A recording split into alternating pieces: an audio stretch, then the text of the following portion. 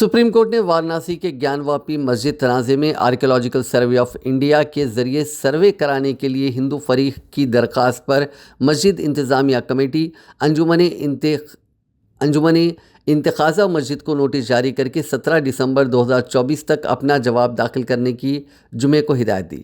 Justice سوریہ کانت اور justice اجول بھویا کی division bench نے متعلقہ فریقوں کے دلائل سننے کے بعد یہ نوٹس جاری کی۔ ہندو فریق کی عرضی میں شیولنگ پائے جانے والے علاقے کا ASI سروے کرانے کی درخواست کی گئی۔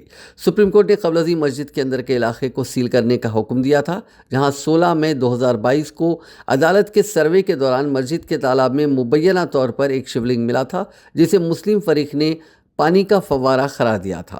سپریم کورٹ نے کہا کہ بہتر ہوگا کہ مقدمے کو نچلی عدالت ضلع جج کے سامنے رکھا جائے، جہاں اہم مقدمہ زیر التوا ہے۔